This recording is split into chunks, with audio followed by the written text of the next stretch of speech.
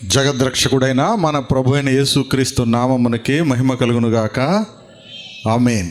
అధ్యక్షులుగా నడిపిస్తున్నటువంటి Paris master గారు అయినటువంటి నెహ్రూ గారికి, సంఘ సీఆర్ గారు శాకరబాబు గారికి, నన్ను ఈ స్థలానికి ఆహ్వానించినటువంటి ప్రియ సహోదరులకు, సంఘ బిడ్డలందరికీ, పెద్దలందరికీ, ఆర్కెస్ట్రా వారికి, సౌండ్ సిస్టమ్ వారికి, అలాగే ఈ సాగుపాడు గ్రామంలో ఉన్నటువంటి పెద్దలకు, క్రీస్తునందున్న సహోదరి సహోదరులందరికీ, గ్రామస్తులందరికీ కూడా ప్రభువైన యేసుక్రీస్తు నామములో నా శుభములు, వందనాలు తెలియజేస్తున్నానండి. 4వ వార్షిక ఆలయ ప్రతిష్ట మరి సభలుగా 3 రోజులు ఏర్పాటు చేసి ఉన్నారు. మొదటి రోజు ప్రభు నాకు ఇచ్చిన అవకాశాన్ని బట్టి నేను ప్రభుని స్తుతిస్తూ ఉన్నాను. ఆయన ఆకర్షించకుండా ఆయన నమ్ముకోవడం అనేది ఎవరి తరం కాదు. చాలామంది అంటారు మేము దేవుడిని నమ్ముకున్నాం అని, కానీ బైబిల్ అలా చెప్పట్లా. ఆయన మనల్ని ఏం చేశాడు?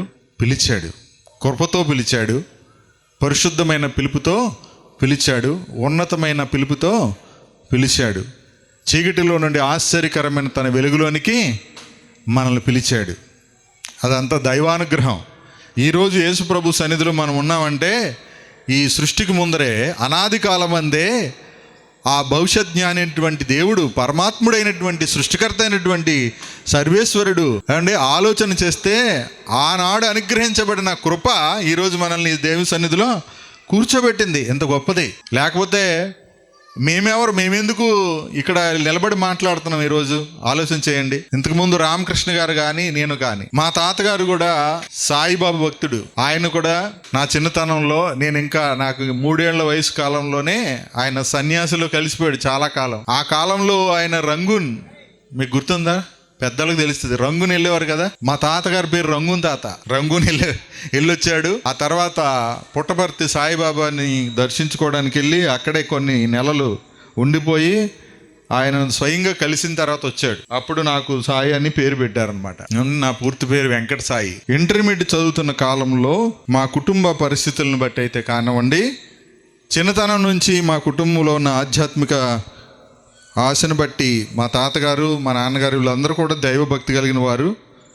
మా తాతగారు అయితే గుడిలో అప్పట్లో భజనలు చేసేటువంటి వారు. అలాగే ఆయన చాలా కాలం దేశదిమ్మరగా సన్యాసుల్లో కలిసిపోదామని బయటికి వెళ్ళిపోయాడు, కుటుంబాన్ని వదిలిపెట్టి. అప్పుడు మా నాన్నమ్మ మమ్మల్ని అందరినీ కూడా, మా పెదనాన్నగారు అంటే 2 కుమారులు, పెదనాన్నగారు, మా నాన్నగారు, 2 కూతుళ్ళు అనమాట, 4. మా పెదనాన్నగారు కూడా మరి అయ్యప్ప మాల వేయటంలో ఆయన 18 సంవత్సరాలు ఆ మాల వేసుకొని ఆయన చివరికి వెళ్ళిపోయాడు. ఆయన కూడా వెళ్ళిపోయాడు, కానీ ప్రభువుని నమ్ముకోలేదు. నాన్నగారు చనిపోయినప్పుడు తలకొరువు పెట్టాలన్నారు, పెదనాన్నగారు చనిపోయినప్పుడు తలకొరువు పెట్టాలన్నారు. నాన్నగారు చనిపోయినప్పుడు తలకొరువు పెట్టే అవకాశం లేకుండా నా భార్య అప్పుడు గర్భవతిగా ఉండడాన్ని బట్టి తప్పించుకున్నాను. పెదనాన్నగారు చనిపోయినప్పుడు ఆయనకి 4 ఆడపిల్లలు, ఆయనకి తలగొరు పెట్టడానికి ఎవరు లేరు. కుమారుడిగా నేనే పెట్టాలి, కానీ నేను పెట్టినాను.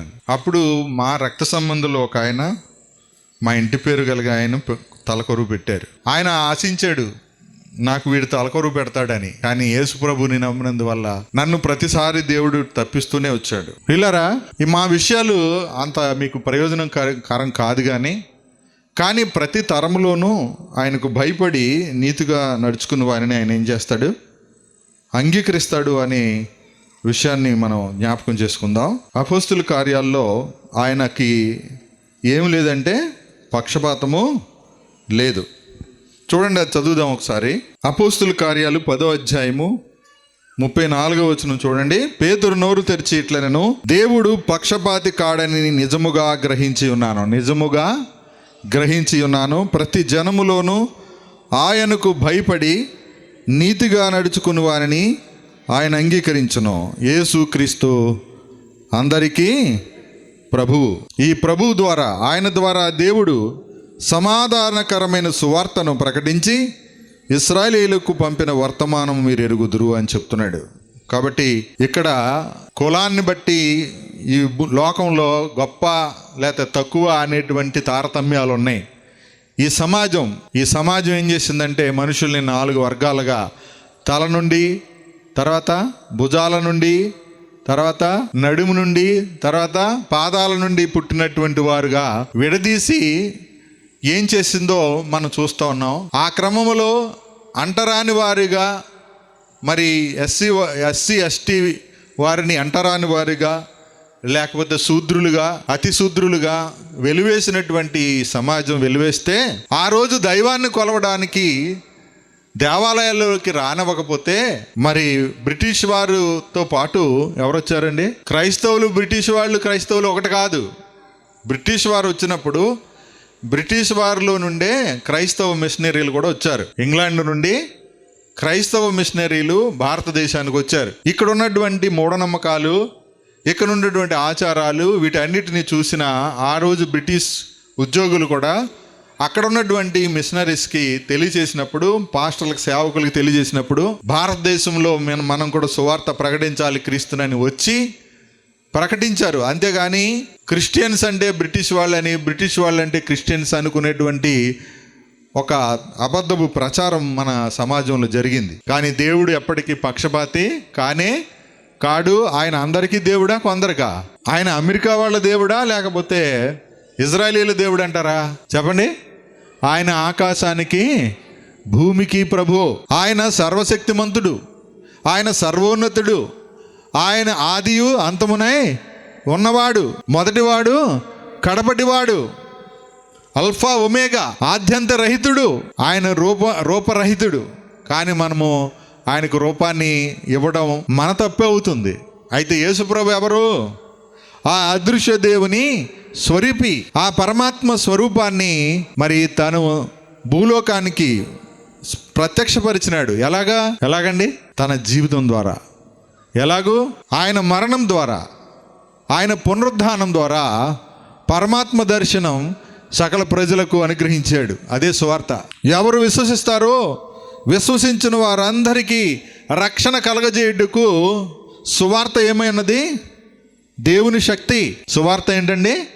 దేవుని శక్తి. కానీ ఎవరైతే యేసు ప్రభుని విశ్వసిస్తున్నారో వాళ్ళు దేవుని శక్తి చేత కాపాడబడేటువంటి మార్గం ఇది. దేవుని శక్తి చేత కాపాడబడే మార్గం ఇది. ఇది మతం కాదు. కానీ మతంలో ఉన్నారు, చాలామంది మతంలో ఉన్నారు. ఆ మతం వల్ల చాలా ప్రమాదం జరుగుతుంది. కాబట్టి ఈరోజు మీకు నేను జ్ఞాపకం చేస్తున్నది ఏంటంటే, నాడు మొదటి శతాబ్దంలో విస్తరించినటువంటి సంఘం నేటి దినాల్లో విస్తరిస్తుందా? ఆనాడు విస్తరించినట్లుగా ఈరోజు విస్తరిస్తుందా సంఘం అని ఆలోచన చేస్తే మనకు అర్థమవుతుంది. నేను యేసు ప్రభువుని నమ్ముకొని దాదాపుగా 25 సంవత్సరాలు దాటింది. 25 సంవత్సరాల క్రితం ఉన్నటువంటి క్రైస్తవ్యం వేరు. నేను ప్రభువుని తెలుసుకుని ఆయన నన్ను ఆకర్షించే సమయానికి ఉన్న క్రైస్తవ్యం వేరు, ఇప్పుడున్నటువంటి క్రైస్తవ్యం వేరు. అంటే అప్పుడు క్రీస్తు మార్గము వర్ధిల్లింది, వ్యాపించింది. ఇప్పుడు క్రైస్తవ మతం వ్యాపించింది. మత వ్యాప్తి ఎప్పుడైతే మొదలైందో అప్పటి నుంచి నిజమైన క్రీస్తు సంఘము వ్యాపించడం అనేది స్లో అయిపోయిందని అర్థమైంది. కాబట్టి ఏమవుతుందంటే చివరికి సంఘము అంటే సేవ వ్యాపారంగా మారింది. మీరు గమనించాలి. సంఘం ఏమైందండి? వ్యాపారంగా పరిణితి చెందింది, మారిపోయింది. అప్పుడు ఏం జరిగింది అంటే ఉన్న క్రైస్తవుల్ని పంచుకోవడం మొదలుపెట్టారు. అంటే సంఘాలు ముక్కలు అయిపోవడం ప్రారంభించాయి. సంఘాలు చిన్నవైపోయినాయి. ఇప్పుడు ప్రతి గ్రామంలోనూ ప్రతి పట్టణంలోనూ ఎన్నో సంఘాలు, వీధికోటి. ఒకప్పుడు దేవాలయాలు ఉండేవి, ఇప్పుడు సంఘాలు ఉన్నాయి. అంటే చర్చిలు అంటున్నారు. చర్చిలు ఏం కాదు. ఎక్కడ 2-3 యేసుక్రీస్తు నామమున కూడి ఉంటారో వారి మధ్యన ఉంటారు. మనము 2 కూడుకుంటే మన ఇంట్లో మన మధ్యన ఉండడు? ఆయన ఉంటాడు. భార్యాభర్త కలిసి ప్రార్థిస్తుంటే ఆ ప్రార్థన ఆలకించడా? ఆలకిస్తాడు. మనం ఎక్కడికి వెళ్ళవలసిన అవసరం లేదు. మనం యాత్రలేమీ చేయవలసిన అవసరం లేదు. నా చిన్నతనం నుంచి నిజమైన దేవుడు ఎవరన్న అన్వేషణలో నుంచి నేను యేసు ప్రభుని నమ్ముకోవడం జరిగిందండి. ఇందాక ఆయన జ్ఞాపకం చేశాడు కదా, పుత్రుడు లేనిదే పున్నామి నరకము పోదు అని. ఆ పుత్రుడు ఎవరు అని అంటే ప్రభు అయిన యేసుక్రీస్తు వారు దేవుని కుమారుడు. ఆ కుమారుడు భూమి మీద ఏమి స్థాపించాడు? ఆ కుమారుడు భూమి మీదకి వచ్చి ఏం ప్రకటించాడు? ఆ కుమారుడు ఏ నిర్మాణం చేస్తున్నాడు? ఏ రాయినైతే ఈ సమాజం తునీకరించిందో, నిషేధించిందో ఆ రాయి ఏమైంది? మూలకు తలరాయి అయింది. ఆ రాయి ఎవరు? ఆ బండ ఎవరు? యేసుక్రీస్తు వారు. కాబట్టి ఇప్పుడు యేసుక్రీస్తు అనే పునాది మీద సార్వత్రిక క్రీస్తు సంఘము కట్టబడుతోంది. నా రక్షణలో మొదటి మెట్టులో నన్ను ప్రభు సన్నిధికి ఆహ్వానించింది కూడా లూథరన్ సంఘంలో ఉన్న నా క్లాస్మేట్లు అనమాట. అందుకే నాకు లూథరన్ సంఘాలంటే కొంచెం అభిమానం ఉంటుంది. మీకు అందరికీ వందనాలండి. నా క్లాస్మేట్, ఇంటర్మీడియట్ క్లాస్మేట్, ఆయన పేరు పులిదిండి వెంకట్రావు గారు. ఇప్పటికీ మేమిద్దరం కలిసే ఉన్నాం. ఇప్పటికీ ఆయన ఇప్పుడు సివిల్ ఇంజనీర్గా దాదాపుగా 3-4 రాష్ట్రాల్లో ఆయన ఉద్యోగం చేస్తూ ఉన్నాడు. నేను ఈ ఎలక్ట్రికల్ డిపార్ట్మెంట్లో లైన్ మ్యాన్గా పనిచేస్తున్నాను. మీకేమైనా అర్థమైంది? మేము ఇప్పుడు ఆర్థికంగా చాలా ఉన్నతమైన స్థితిలో మమ్మల్ని ఇద్దరిని దేవుడు ఉంచాడు. నేను ప్రభు సన్నిధికి వెళ్ళినప్పుడు తన బైబిల్ నాకు ఇచ్చాడు. ఆ బైబిల్ నేను మరొక వ్యక్తికి, నా ద్వారా సువార్త నమ్మినటువంటి వ్యక్తికి నేను ఇచ్చాను. ప్రియులారా, ఆయన ఉద్యోగిగానే ఉన్నాడు. నేను మాత్రం ప్రభు సేవలో దాదాపుగా 15 సంవత్సరాల నుంచి ప్రభు సేవలో వాడబడుతున్నాను. ఒక ప్రక్క ఉద్యోగం బాధ్యతలు నిర్వర్తిస్తూనే. అయితే నా ఆవేదన ఏంటంటే, మొదటి 10 సంవత్సరాల్లో నా లైఫ్లో ఎప్పుడు కూడా ఇంత కలవరాన్ని, ఆవేదన నేను చూడలేదు. ఎప్పుడు సేవ చేయాలి, పరిచర్య చేయాలని ముందుకు వచ్చానో అప్పటి నుంచి క్రైస్తవంలో ఉన్నటువంటి లోటుపాట్లన్నీ నా ముందుకు వచ్చాయి. అసలు ఏం బోధిస్తున్నారు అని అంటే, క్రైస్తవ సంఘాలలో ఏం బోధిస్తున్నారో ఆ రక్షణ సువార్త, ఆ సువార్త బోధించబట్ల, అంటే దేవుని శక్తి ప్రకటించబడట్ల. పైకి భక్తి, కానీ దేవుని శక్తిని ఆశ్రయించినటువంటి వేషధారణ. దేవుణ్ణి ఎరుగుదాం, మేము చర్చికి వెళ్తున్నాం, మేము ప్రభుని నమ్ముకున్నాం, కానీ ప్రతి సత్కార్యం విషయంలో అసహ్యులుగా, అవిధేయులుగా ఉండి తమ క్రియల విషయంలో ఏం చెప్తున్నారు? మేము దేవుణ్ణి ఎరగము అన్నట్టున్నారు. వాక్యం చూపించమంటారా? తీతుకు రాసిన పత్రిక 1వ అధ్యాయము 16వ వచనం ఒకసారి చదవండి. దేవుని ఎరుగుదమని వారు చెప్పుకుంటున్నారు. ఇప్పుడు క్రైస్తవులందరి పరిస్థితి ఇదే. అంటే మతస్థులు, క్రైస్తవ మతంలో ఉన్న వాళ్ళందరూ ఇదే పరిస్థితి. మీలో ఎవరన్నా ఆ మతంలో ఉన్నారేమో ఒకసారి జ్ఞాపకం చేస్తున్నాను. మత విస్తరణ జరిగిందని చెప్పి నేను ఒక ఆరోపణ చేశాను. అది నిజమా, అబద్ధమా? అది నిందారోపణ లేకపోతే సత్యమేనా? నా ఆరోపణ సత్యమా కాదా అనేది మీరు రుజువు తెలుసుకోవాలని కోరుతున్నాను. ఏమన్నాడు? దేవుని ఎరుగుదమని వారు చెప్పుకుంటున్నారు. అసహ్యులు, అవిధేయులు, ప్రతి సత్కార్య విషయము భ్రష్టులై ఉండి తమ క్రియల వలన ఆయన ఎరగమని వారు అంటున్నాడు. ఆయన ఎరగమన్నట్టున్నారు అంటున్నాడు. అసలు మాకు దేవుడే తెలియదు అనే జీవితం చెప్తుంది. నోటి మాట ఏం చెప్తుంది? మేము దేవుని ఎరుగుదమని చెప్తున్నారు, కానీ జీవితం ఏం చెప్తుంది? ప్రవర్తన ఏం చెప్తుంది? మేము ఆయనని ఎరగము. వాళ్ళ క్రియలు ఏం చెప్తున్నాయి? మేము ఎరగము దేవుణ్ణి. అందుకనే ప్రారంభ క్రైస్తవ సంఘంలో వాళ్ళు దేవుని ఎరిగిన వారుగా ఉన్నారు, మరి విశేషంగా దేవుని చేత ఎరగబడిన వారై ఉన్నారు. గలతీయులకు రాసిన పత్రికలో ఈ మాట మనకి రాశారు చూడండి. గలతీ 4:8. ఆ కాలమందైతే మీరు దేవుని ఎరుగని వారై నిజమునకు దేవుళ్ళు కాని వారికి దాసులై ఉండిరి, కానీ ఇప్పుడు మీరు దేవునిని ఎరిగిన వారును మరి విశేషముగా దేవుని చేత ఎరుగబడిన వారునై ఉన్నారు. కనుక బలహీనమైనవి నిష్ప్రయోజనమైనవైన మూలపాఠముల తట్టు మరలా తిరుగునెలా, మునుపటి వలె మరలా వాటికి దాసులై ఉండగోరనెలా అన్నాడు. అంటే కుమారులుగా జీవించాలి, కానీ కుమారులు ఎలా జీవిస్తున్నారు? దాసులుగా జీవిస్తున్నారు. విడిచిపెట్టినటువంటి వారికి దాసులు అవుతున్నారు. దేవుని ఎరగని ప్రజలు దేవునిని ఎరిగిన వారుగా ఉన్నారు, తర్వాత దేవుని చేత ఎరగబడిన వారై ఉన్నారు. అంటే దేవుడు ఎరగని ప్రజలు కూడా ఉంటారు లోకంలో. నేను అందరినీ మీ యొక్క బైబిల్ నాలెడ్జ్కి ఒక ప్రశ్న వేస్తాను చూడండి. యేసు ప్రభు నేను ఎరగను అని చెప్తాడు ఒక టైంలో. అసలు వాళ్ళు ఎవరు? ఎక్కువ మంది నేను ఎరగనని చెప్పేది ఎవరి గురించి చెప్పండి? దానికంటే ముందర మత్తయి 7:21 చూడండి. అక్కడ ఎక్కువ మంది క్రైస్తవులే కనబడుతున్నారు, మతస్థులు. అది రోజు ప్రభువా ప్రభు అని పిలుస్తారు, కానీ పరలోకమందు ఉన్న తండ్రి చిత్తం మాత్రం మనకు పట్టదు. అంటే మన ఇష్టమే, మన చిత్తమే కావాలి తప్ప తండ్రి చిత్తం ఏమీ మనకు పట్టదు అసలు. అప్పుడు అంటున్నారు, అక్రమము చేయవారులారా నా యొద్ద నుండి పోండి, నేను మిమ్మల్ని ఎన్నడూను ఎరగనని చెప్తున్నాడు. ఎరగనని చెప్పేది ఇప్పుడు ఎక్కువ మందిని ఎవరిని? అన్యుల్నా, నామకార్థ క్రైస్తవులనా? క్రైస్తవ మతస్థుల్ని. అంటే తమ క్రియల వలన ఎరుగము అని చెప్పేవారిని. మనము బైబిల్లో అననీయ సప్పిరాల గురించి నేర్చుకుంటూ ఉంటాం కదా. తర్వాత బిలాము గురించి నేర్చుకుంటూ ఉంటాం. తర్వాత గెహాజీ, ఎవరు అని గెహాజీ అని కుష్టు రోగం వచ్చినాడు, ఎవరు కుష్టు తెచ్చుకున్నాడు కదా, గెహాజీ గురించి నేర్చుకుంటూ ఉంటాం. తర్వాత భక్తులకి ఇవ్వడంలో పాత నిబంధనలో మనకు సారైపోతే విధవరాలని గుర్తు చేసుకుంటూ ఉంటాం. చాలా సందర్భాలు మనం గుర్తు చేసుకుంటాం. మనకు ఎన్నో పాఠాలు ఉన్నాయి మన ముందర. ఎంతో గొప్ప సాక్షి సమూహం ఉంది. అపోస్తుల కార్యాలు మన ప్రారంభం నుంచి చూస్తున్నప్పుడు ఆ సంఘము విస్తరించినటువంటి విధానం మనకు చాలా స్పష్టంగా కనబడుతుంది. కానీ ఇప్పుడు ఎందుకు ఆగిపోయింది? నిజంగా ఎంతమంది క్రైస్తవులు ఉన్నారు కదా, అప్పటికి చాలామంది తక్కువే కదా అప్పుడు ఉన్నది. మరి ఇప్పుడు ఇన్ని ప్రపంచమంతా విస్తరించింది కదా సంఘం. కానీ ఇప్పుడు సంఘంలో ఎందుకు విస్తరణ జరగట్లేదు? నాడు ఉన్న శ్రమలు, నాడున్నటువంటి వ్యతిరేకత నేడు లేదే. చక్కగా మనమే మందిరాలు కట్టుకున్నాం. ఎవరి గ్రామంలో వాళ్ళు మందిరాలు కట్టుకొని, పెద్ద పెద్ద మందిరాలు కట్టుకొని మైకులు పెట్టుకుని మరి దేవుణ్ణి ఆరాధిస్తున్నామే. మరి ఇప్పుడు ఎంత విస్తరించాలి?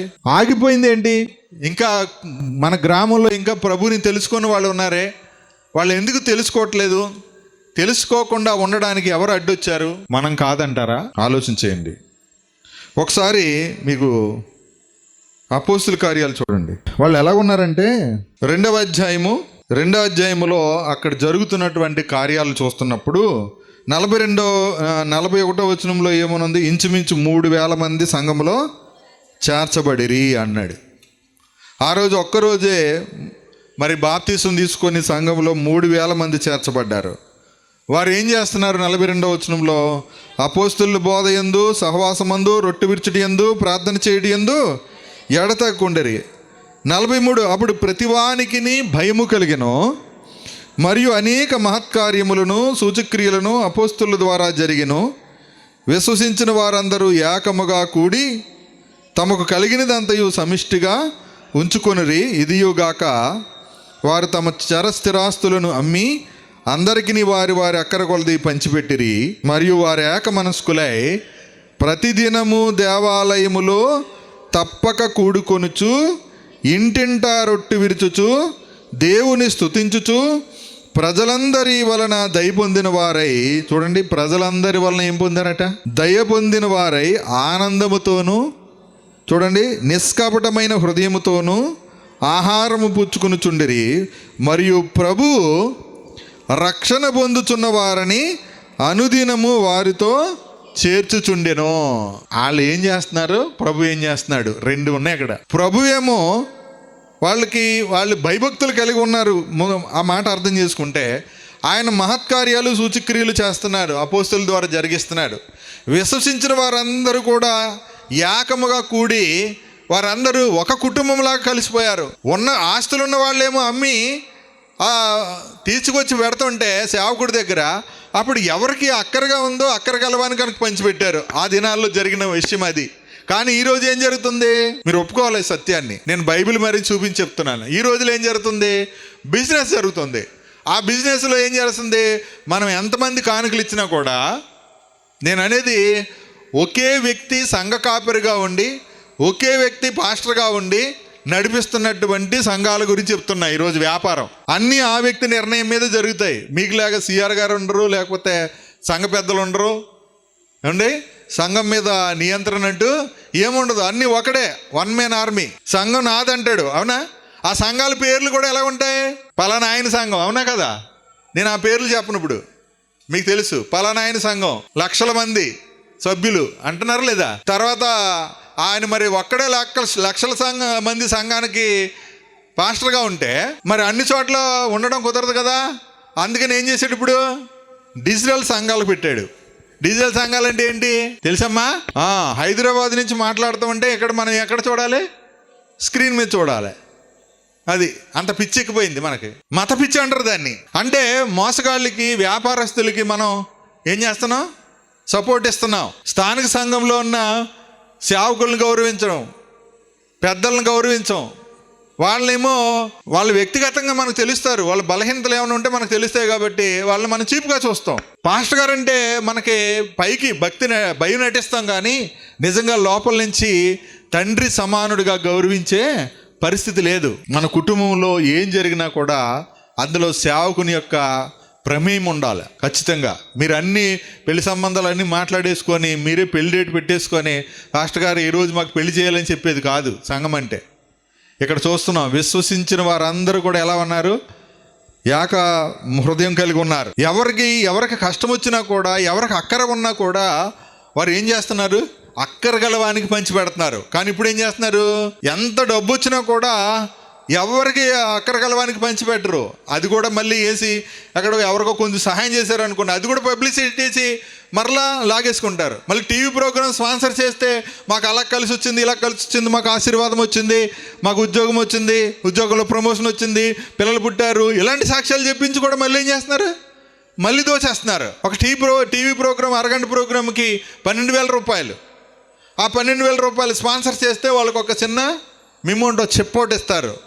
లేకపోతే ఆ పాస్టర్ గారు బొమ్మ ఉంటుంది, యేసుప్రభు ఉండడు, ఆ పాస్టర్ గారు బొమ్మ ఉన్నది మనకు ఒకటి ఇస్తారు, మిమోంటో ఇస్తారు జ్ఞాపిక కదా. వాటిని మీ ఇంట్లో పెట్టుకొని గూట్లో పెట్టుకుని సంతోషపడిపోతాం. అంటే అదొక విగ్రహారాధన. ఇప్పుడు క్రైస్తవుల విగ్రహారాధన ఏంటంటే మొదటి దేవుడేమో డబ్బు, రెండవ దేవుడు ఎవరు? పాస్టర్ గారు, అంతేనా కదా? ఇది క్రైస్తవ విగ్రహారాధన. మళ్ళీ అభిమాన స్పీకర్లు పాస్టర్లు ఏంటంటే క్రైస్తవుల్లో ఎవరున్నారు ఇప్పుడు? ఏమన్నారు? ఫ్యాన్స్ ఉన్నారనమాట. పాస్టర్లకు ఫ్యాన్స్ ఫాలోయింగ్ ఎక్కువైపోయింది. అందుకనే వాళ్ళు మళ్ళీ ఫాలోయింగ్ అనమాట. వాళ్ళ యొక్క ప్రసంగం అంటేనే వాళ్ళకి ఇష్టం, ఇంకెవరు చెప్పినా వాళ్ళకి ఏమీ వినరు. అంటే వాళ్ళు దేవుని వాక్యంగా వినరు, పాస్టర్ గారి వాక్యం, పలానా ఆయన వాక్యం, పలానా ఆయన బోధ, పలానా సంఘం. లూథరన్ సంఘాల్లో బాగా నాకు నచ్చిన విషయం ఏంటి చెప్పమంటారా? ఎవరినైనా ఆహ్వానిస్తారు దేవుని సేవలో. ఎవరు వాడబడుతున్నా ఎవరినైనా ఆహ్వానిస్తారు. వాళ్ళ డినామినేషన్ ఏంటి, వాళ్ళ సిద్ధాంతం ఏంటి, వాళ్ళు ఏ సిద్ధాంతంలో ఉన్నారు అనేది కాకుండా ఎవరైతే చక్కగా వాడబడుతున్నారో వాళ్ళని పిలిచి వాక్యం చెప్పిస్తారు. వివాదాలు పెట్టుకోరు. అందరూ అట్లాగే ఉండాలి అంతే. మన అందరం క్రైస్తవులు, అందరూ క్రీస్తు రక్తంతో కొనబడిన వారం, అందరూ దేవుని ఆలయము, అందరం కూడా సార్వత్రిక సంఘములో క్రీస్తు శరీరంలో ఏమై ఉన్నాం? భాగమై ఉన్నాం, భాగస్థులమై ఉన్నాం. అందరి ప్రభు ఎవరు? అందరికీ శిరస్సు ఎవరు? యేసు ప్రభువే. కానీ స్థానిక సంఘంలో కూడా మనకేముంటాయి? రాజకీయాలు కదా. ఉంటాయి ఉండవా? ఉంటాయి. ఓ పెద్ద వైపు కొందరు, ఇంకో పెద్ద వైపు కొందరు, పాస్టర్ గారి వైపు మరికొందరు. వీళ్ళందరూ దొంగలే అనేవాడు ఇంకొకడు. ఆడి దగ్గర సంచి ఉన్నంతసేపు ఆడు మంచోడు, ఆ సంచి ఇంకోటి దగ్గర మారితే ఆడి చెడ్డోడు అయిపోతాడు మళ్ళీ. అవునండి, ఇదే పరిస్థితి. ఎక్కడ చూసినా ఇదే. నేను అంటున్నాను కదా, ఒకటి ధనమే వారి దేవుడు, రెండోది వారి కడుపే వారి దేవుడు, రెండు ఒకటే. ఇప్పుడు మూడో దేవుడు వచ్చాడు. ఆ మూడో దేవుడే అభిమాన పాస్టర్ గారు. వీళ్ళు ఎప్పుడైతే క్రీస్తు స్థానాన్ని ఆక్రమించడం మొదలు పెట్టారో అప్పుడే సంఘం విస్తరణ ఆగిపోయింది. గమనించాలి. మనం ఎవరి వైపు చూడాలి చెప్పండి ఒకసారి? విశ్వాసమును కర్తయు దాన్ని కొనసాగించువాడని యేసు వైపు చూస్తూ ఈ పందెపు రంగంలో ఓపికతో పరిగెత్తాలి. సంఘము యేసు వైపే చూడాలి. సేవకుడు యేసుక్రీస్తునే చూపించాలి, సేవకుడు యేసుక్రీస్తునే ప్రకటించాలి. నేను ఇలా చెప్తున్నాను, నేను ఇది బాగా నమ్ముతాను. నా సాక్ష్యము ఎవ్వరికి ఉపయోగం ఉండదు. నేను ఎన్ని చెప్పినా నా సాక్ష్యము ఎప్పుడు నిలబడదు మనుషుల మధ్యన. ఏదో కాసేపు ఎంటర్టైన్మెంట్గా అనిపిస్తుంది తప్ప నా సాక్ష్యం ఎవరిని మార్చదు. క్రీస్తుని గూర్చిన సాక్ష్యమే మనిషికి, పాపికి రక్షణ కలిగిస్తుంది, మనిషికి ఆదరణ కలిగిస్తుంది. విశ్వాసకి ఆదరణ కలిగించేది క్రీస్తుని గురించి వింటేనే విశ్వాసం కలుగుద్ది. క్రీస్తుని గురించి వింటేనే అద్భుతాలు జరుగుతాయి. ప్రారంభంలో క్రీస్తుని ప్రకటించారు వాళ్ళు. క్రీస్తు మరణ, సమాధి, పునరుద్ధానములు సువార్త ప్రకటించారు. రక్షణ సువార్త సత్యముని గురించిన బోధ. వాళ్ళు దేవుని శక్తిని ప్రకటించారు, లేఖనాలను, దేవుని శక్తిని ప్రకటించారు, క్రీస్తుని ప్రకటించారు. అందుకే ఆ రోజు సంఘం విస్తరించింది. ఇప్పుడేం ప్రకటిస్తున్నారు? ఇప్పుడు క్రీస్తు సువార్తను పోలిన భిన్నమైన సువార్త ప్రకటిస్తున్నారు. అంటే బిజినెస్ ట్రిక్కులు వాడుతున్నారు. అంటే ఎవరైతే ఎలా మనం సంఘాన్ని, అంటే విశ్వాసుల్ని, క్రైస్తవుల్ని దొంగిలిస్తున్నారు ఒక సంఘం నుంచి ఇంకో సంఘానికి, అంటే వాళ్ళు మనుషుల్ని బట్టి, అంటే చేపలు పట్టే జాలర్లు కాదు అంటున్నారు కదా. చేపలు పట్టేవాడు ఖచ్చితంగా నదిలోనో చెరువులోనో లేకపోతే సముద్రంలోనో వలేస్తాడు. కానీ దొంగ ఏం చేస్తాడు? దొంగడు ఏం చేస్తాడు? ఇంకొకటి పట్టిన చేపల్లో దొంగిలించి వాడు బుట్టలో వేసుకుంటాడు. అవునండి, ఈ డిజిటల్ సంఘాలన్నీ ఇలాంటివే అనమాట. అందుకనే పాలకొల్లు ఏం చేశారు? అడ్డుకున్నారు డిజిటల్ సంఘాన్ని. ఈ మధ్యన తాడేపల్లిగూడెంలో ఒకటి ఓపెన్ చేశారు. చెప్పమంటారా? అసలు 2 నెలల్లో కట్టేశారు చర్చి. అది చర్చి అని కూడా తెలియదు, ఏదో ఫ్యాక్టరీయో గొడవనో అనుకున్నాం. 2 నెలల్లో కట్టేశారు, సడన్ గా ఓపెన్ చేశారు అంతే. జనాలు పిచ్చగా వచ్చేసారు. మనుషులకు మొక్కేస్తున్నారు. ఆయన్ని ముట్టుకోవాలి, ఆయన్ని కలుసుకోవాలి. అసలు ఎవరిని పట్టించుకోరు వాళ్ళు. ఎందుకో తెలుసండి, మనందరి రక్షకుడు ఎవరు? యేసు ప్రభు. ఆయన రక్షకుడేమో పక్కన బాడీ గార్డులు ఉంటారు, ఆయనకి మాత్రం బాడీ గార్డులు. మనకేం చెప్తున్నారు? యేసే రక్షకుడు అని చెప్తున్నారు. యేసు రక్షించును, యేసు స్వస్థపరచును, పైన కూడా ఇక్కడ కూడా ఉంది కదా. కానీ ఆయన్ని మాత్రం రక్షించేది ఎవరు? బాడీ గార్డ్స్ అనమాట, పక్కన ఉంటారు. వాళ్ళని ఏమంటారండి? అంగరక్షకులు. కానుకలు ఇచ్చే విశ్వాసులనేమో యేసు ప్రభు రక్షించాలి, కానుకలు తీసుకునే పాస్టర్ గారినేమో అంగరక్షకులు రక్షిస్తారు, బాడీ గార్డ్స్. అర్థమైంది? బాగుందా స్వార్థ? అర్థమైందండి. ఇప్పుడు మరి బాడీ గార్డ్స్ని పెట్టుకోవాలంటే జీతం ఇవ్వాలి కదా. ఆ జీతం ఇచ్చేది ఎవరు? మళ్ళీ మనం ఇస్తున్నాం. మనం ఇచ్చేదేమో దేవునికి, ఆయన ఇచ్చేదేమో ఆయన రక్షణ కోసం వాడుకుంటున్నాడు. ఇప్పటికైనా ఎలగాల సంగమా, బుర్ర ఎలగాల. అందుకనే మత వ్యాప్తి జరిగింది కానీ సంఘ వ్యాప్తి జరగల. మతం విస్తరించింది కానీ సంఘము విస్తరించల. వ్యాపారం విస్తరించింది, అభివృద్ధి చెందింది కానీ సంఘము క్షేమాభివృద్ధి పొందల. మతం పెరిగింది కానీ సంఘములో ప్రేమ పెరగల, విశ్వాసం పెరగల, మహత్కార్యాలు లేవు, సూచక్రియలు లేవు. ఏమండి, ఆ కాలంలో ప్రభు మమ్మల్ని దర్శించాడంటే ఆలోచించండి. ఇందాక సాక్ష్యం చెప్పిన జోసఫ్ గారు, రామకృష్ణ గారిని కానీ నన్ను కానీ ఆ రోజు దర్శించాడు. ఇప్పుడు అలాగే వచ్చేవాళ్ళు ఎవరన్నా కనిపిస్తున్నారా ఈ దినాల్లో? కానీ ఆ దినాల్లో దర్శించబడిన ఆ సేవకులు ఈరోజు పెద్ద పెద్ద కార్పొరేట్ సేవకులు అయిపోయారు.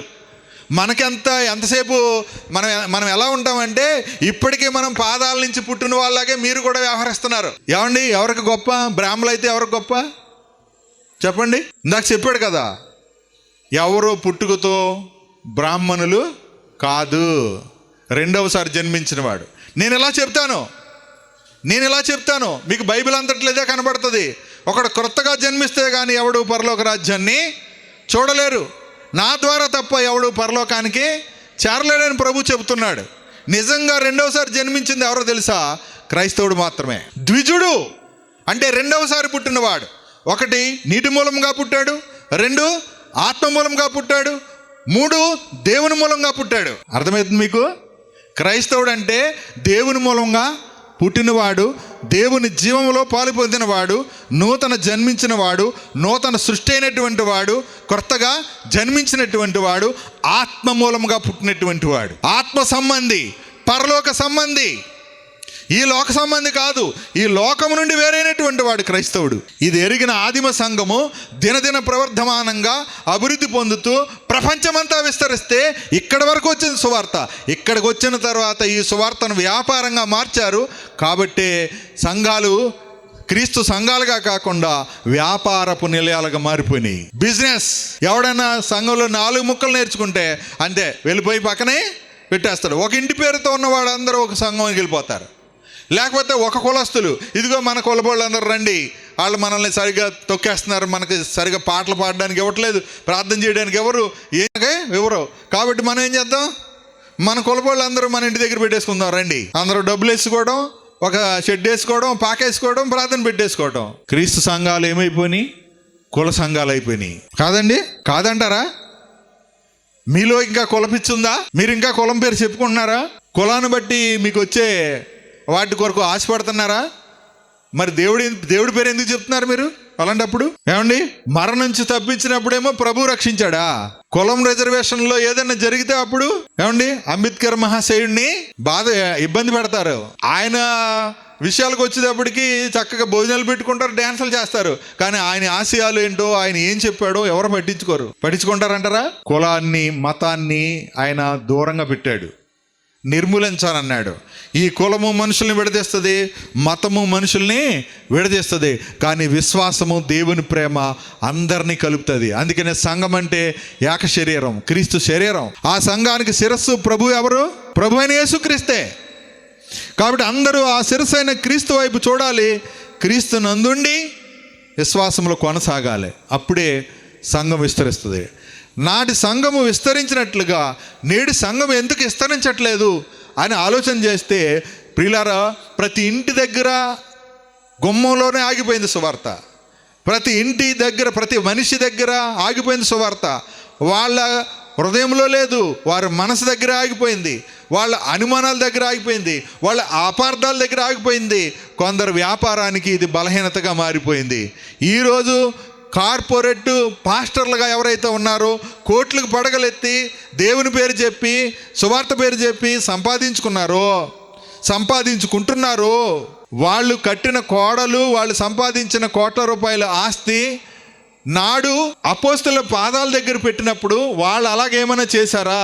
వాళ్ళు ఏం చేశారు చెప్పండి? అక్కరగలవానికి పంచిపెట్టారు, ఎవరిలో కూడా ఎవరికి ఏది కొదవలేదంట. చూడండి, మరలా మనం ఇందాక 2వ అధ్యాయంలో చూసాం కదా, ఇప్పుడు 4వ అధ్యాయంలో చూడండి 32వ వచనం. విశ్వసించిన వారందరూ ఏక హృదయమును ఏకాత్మీయు గలవారయుండిరి, ఎవడును తనకు కనిగిన వాటిలో ఏదియు తనదే అనుకోలేదంట. విశ్వాసులు కూడా అలాగే ఉన్నారు. ఏదున్నా నాకేదున్నా ఇది నాది అనుకోలేదు, ఇది నాకు ప్రభు ఇచ్చింది అనుకున్నారు. అవునా? ఈ జీవితం మందా? ఎందుకంటే నేను మీరు ఒకటే. విశ్వసించిన వారు ఏమై ఉన్నారు? ఏక హృదయం ఏకాత్మయ్య గలవారు ఉన్నారు. ఎవరు కూడా తమకు కలిగిన వాటిలో ఏది తమదని అనుకోలేదు, వారికి కలిగినదంతయు వారికి సమిష్టిగా ఉండెను. ఇదియుగాక అపోస్తలులు బహు బలముగా ప్రభు అయిన యేసు పునరుద్ధానమును గురించి సాక్ష్యం ఇచ్చిరి. చూసారా, అపోస్తలులు ఏ సాక్ష్యం ఇస్తున్నారండి? యేసు పునరుద్ధానం గురించి. మా తాత ఏం చేశాడు, మా నాన్న ఏం చేశాడు, నేనేం చేశాను ఇది చెప్పట్లా. మన దగ్గర ఏముండక్కర్లా. అందుకే విశ్వాసంలో ఎప్పుడు కూడా ఏకాత్మ ఉంటుంది, ఏక హృదయం ఉంటుంది. విశ్వాసంలో ఎప్పుడు అభివృద్ధి ఉంటుంది, విశ్వాసంలో కార్యాలు ఉంటాయి, విశ్వాసంలో మనం దేవుని మహిమను చూస్తాం. మతంలో ఇవేవి కనిపిస్తావు, మతంలో అన్ని లెక్కలే ఉంటాయి. ఎంతమంది వచ్చారు, ఎంత ఖర్చు అయింది, ఎంత ఆదాయం వచ్చింది, ఎవరు దేనికి ఖర్చు పెట్టారు, ఎవరెంత మింగేశారు గొడవలో. అవునండి? ఆ రోజు ఉన్నాయా? ప్రారంభంలో లేవండి. ఎవరు తను అనుకోలేదంట, వారికి కలిగినంత సమిష్టిగా ఉండెను. ఇదియుగాక అపోస్తలులు బహుబలముగా ప్రభు అయిన యేసు పునరుద్ధానము గురించి సాక్ష్యం ఇచ్చిరి. దైవ కృప అందరి యందు అధికముగా ఉందట. ఈరోజు ఉందా దైవ కృప మీ యందు? ఉందా అంటే నా జీవితంలోనే కాదు, ఆయన జీవితంలోనే, నా స్నేహితుడి జీవితంలోనే ఇన్ని అద్భుతాలు చేసిన ప్రభుని నేను స్తుతిస్తున్నాను. ఎన్నోసార్లు ఒంటరిగా, ఎన్నోసార్లు బాధల్లో, శ్రమల్లో, ఆర్థిక ఇబ్బందుల్లో నలిగిపోయాడు. ఆయన ప్రభుని విడిచిపెట్టలా. ఎస్సీ కులంలో వివాహం చేసుకున్నాడని ఎన్ని రకాలుగా దూషించి బాధ పెట్టారంటే, కొన్నిసార్లు అసలు రూపాయి లేని పరిస్థితి చేతిలో. ఆయన చాలా తక్కువ చెప్పాడండి, చాలా బాధలు పడ్డాడు. ఎన్ని రకాలుగానంటే అసలు ఎక్కువ బాధ పెట్టింది ఎవరో తెలుసా? క్రైస్తవులండి. నేను ఇలా చెప్తున్నాను, మళ్ళీ చెప్తున్నా వినండి. నేను ఎక్కువ మోసపోయింది ఎవరి చేతిలో తెలుసా? క్రైస్తవుల చేతుల్లోనే. నమ్ముతారా మీరు? సేవకులని, పాస్టర్లని పేరు పెట్టుకొని దోచుకునేటువంటి దొంగలు ఎవరు? ఇద్దరు యజమానులకు దాసులే ఉండరు అని యేసుప్రభు చెప్పినా కూడా ఒకడెవరు? ఒకటి ధనము, సిరి, 2 దేవుడు దాసులుగా ఉంటే సిరికి దాసులుగా ఉండరు, సిరికి దాసులుగా ఉంటే దేవునికి దాసులుగా ఉండరు. ఎవరు సీరియస్గా ఏం తీసుకోరు. అవన్నీ మనకెందుకు, యేసుప్రభు చూసుకుంటాడు, అంతేనా? అలా అని దొంగలకు సపోర్ట్ చేసేస్తాం అంతే. ఈరోజు ఈ దొంగల, మోసగాళ్ళు, అబద్ధ బోధకులు పెరిగిపోయారంటే దానికి మూల కారణం, మొదటి తప్పు ఎవరంటే ఏది పడితే ఏది చెబితే అది నమ్మేసే అమాయకులైన క్రైస్తవులు. ఏది పడితే అది నమ్మేసి, దైవ సేవకుల్ని ప్రశ్నిస్తే శాపం వచ్చేస్తుందని భయమేసి, కానుకలు ఇవ్వకపోతే మనకి ఏ నష్టం జరిగిపోద్దని భయమేసి, అన్యులకి సాక్ష్యం చెప్పినప్పుడు, అన్యులు ప్రమాదంలో ప్రార్థన చేయమన్నప్పుడు, అమ్మ ప్రభువుని నమ్ముకోవచ్చు కదా, ప్రభు అందరికంటే గొప్పోడు అంటే వాళ్ళు అన్నారు. ఏమన్నారు తెలుసా?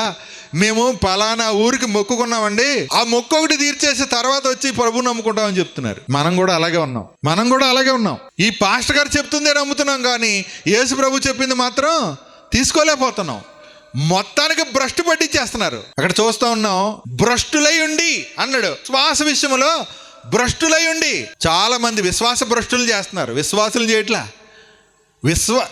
విశ్వాసుల్ని తయారు చేయవలసిన సంఘము విశ్వాస భ్రష్టులు చేసేస్తున్నారు. పేరుకే విశ్వాసులు, పైకి భక్తి గల వారి వలె ఉన్నారు కానీ దేవుని శక్తిని ఆశ్రయించిన వారై ఉంటారు. ఉందా దేవుని శక్తి? ప్రజెంట్ క్రైస్తవ్యంలో పోరాటం ఏంటి, లేకపోతే యుద్ధం ఏంటి? ఏం జరుగుతుంది? అంతర్యుద్ధం జరుగుతుంది క్రైస్తవంలో.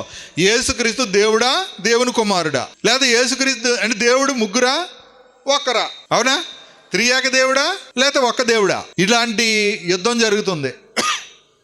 అంటే బైబిల్ ఏం చెబుతుందో దానికి విరుద్ధమైనటువంటి చిక్కులు పెట్టేటువంటి వాడు, సులువుగా చిక్కులు పెట్టేటువంటి వాడు దుష్టుడు. ఆ దుష్టుని మాయలో పడిపోయిన సంఘం. దుష్టుని తంత్రములు సంఘం ఎరగాలి, కానీ దుష్టులు తంత్రములు సంఘము ఎరగకుండా చేసేశారు. నేను ఒక్కటే చెప్తున్నాను ప్రియులారా, ఈ 25 ఏళ్ల అనుభవంలో మొదటిది ధనాపేక్ష. సమస్తమైన కీడులకి మూలం అదే. అది మీకైనా సేవకుడికైనా ఎవరికైనా అదే మూలం. ధనం ఎప్పుడు ఇద్దరిని కలపదు, ఎడదీస్తుంది అంతే. మీరు గమనించాలి, ధనం ఎప్పుడు ఇద్దరిని కలపదు. ధనంతో కలపబడిన సువార్త, లేకపోతే ధనముతో ఏకమైన భార్యాభర్తలు ఏదో పెళ్లి కానీ అది నిలబడదు. మళ్ళీ దాని వెనకాల మళ్ళీ సమస్యలు వస్తాయి. అందుకనే విశ్వాసులే పెళ్లి చేసుకోవాలి. కట్నం చూసి కులం చూసి చేసుకుంటారా? కులం చూసి చేసుకున్న వాళ్ళకి గొడవలు లేవా?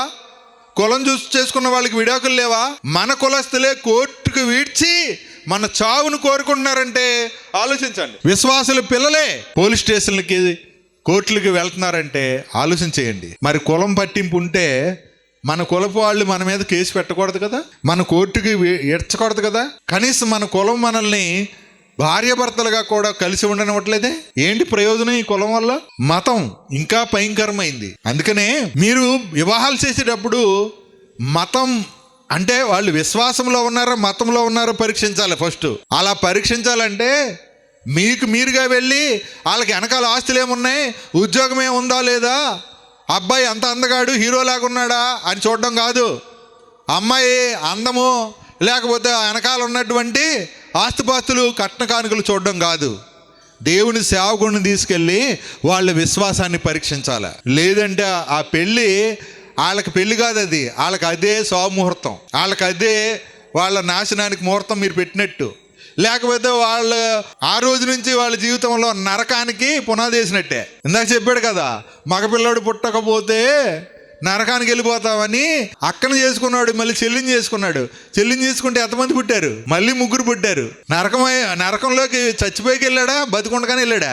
మరి ఇద్దరు మధ్యన చిక్కుకుంటే ఏమవుతుంది పరిస్థితి చెప్పండి. కనుక ఇలాగూ విశ్వాసానికి వేరుగా మనుషుల మాయోపాయములలో పడిపోతున్నారు. భ్రమపరిచే ఆత్మ అంటే పరిశుద్ధాత్మతో నడిపించబడవలసిన క్రైస్తవ సంఘము, పరిశుద్ధాత్మ వల్ల నడిపించబడవలసిన విశ్వాసి, పరిశుద్ధాత్మ ద్వారా బోధించవలసినటువంటి సేవకుడు, పరిశుద్ధాత్మ ద్వారా ప్రార్థించి ప్రేమించాల్సినటువంటి విశ్వాసులు, సమాధాన పరచబడిన వారు, సమాధాన స్థితిలో జీవించాల్సినటువంటి వారు వివాదాలలోకి వెళ్ళి ఇబ్బందులు పాలవుతూ వాళ్ళు ఎలాగో నష్టపోతున్నారండి. ఈ సత్య మార్గము దూషించబడడానికి కారకులు అవుతున్నారు. ఈ సత్య మార్గమునకు ఎవరు కూడా రాకుండా, సువార్త వ్యాప్తి చెందకుండా, సంఘము క్షేమాభివృద్ధి పొందకుండా వీళ్ళే అడ్డుబండలుగా మారుతున్నారు. ఆలోచన చేయండి. దైవ కృప అందరి యందు అధికంగా ఉండెను. 34 భూములైనను ఇండ్లైనను కలిగిన వారందరూ అమ్మిన వాటి వేళ తెచ్చి అపోస్తలుల పాదముల యొద్ద పెట్టుచు వచ్చిరి. వారు ప్రతి వానికి వాని అక్కర కొలది పంచిపెట్టారు కనుక వారిలో ఎవనికిని కొదువ లేకపోయాను. ఇక్కడ జరుగుతున్నది ఏంటి చెప్పండి? ఇక్కడ జరిగింది ఏంటి? ఇప్పుడు జరుగుతుంది ఏంటి? అపోస్తల కార్యాల్లో 2వ అధ్యాయంలో ఏం జరుగుతుంది? ఇదిగో ఈ 4వ అధ్యాయంలో ఏం జరుగుతుంది? ఇప్పుడు సంఘంలో ఏం జరుగుతుంది? ఇప్పుడు సమాజంలో ఏం జరుగుతుంది చెప్పండి? ఏముందండి? ప్రతి వానికి వాని అక్కర కొలది పంచిపెట్టిరి. ఏమండి, పేతురు గారు దాచుకున్నాడా? సంఘం కట్టుకున్నాడా? పౌలు గారు దాచుకున్నారా? చెప్పండి. సంఘాన్ని కట్టిన తర్వాత ఆయన ఏం చేశాడు? పెద్దలను ఏర్పాటు చేశాడు, నమ్మకమైన వారికి అప్పగించాడు. ఆయన వేరే ప్రాంతానికి వెళ్ళిపోయాడు. ఆ రోజు అవసరం అది. ఆ రోజు ప్రభువు అలాగ అపోస్తలుడు పౌలు గారిని నడిపించాడు. పేతురునేమో ఇశ్రాయేలుకు అపోస్తలుగా నియమించాడు. పౌలు గారిని అన్ని జనులకు అపోస్తలుగా నియమించాడు.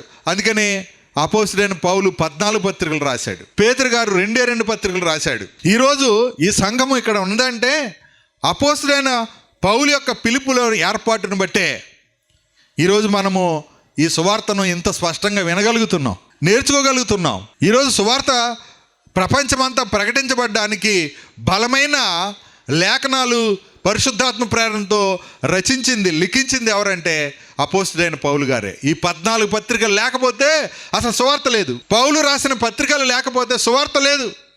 పౌలు రాసిన పత్రికలు లేకపోతే సంఘములే లేదు.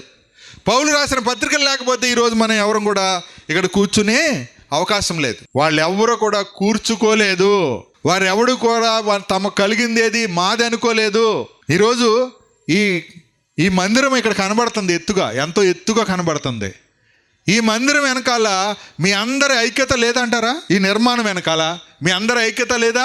ఉంది.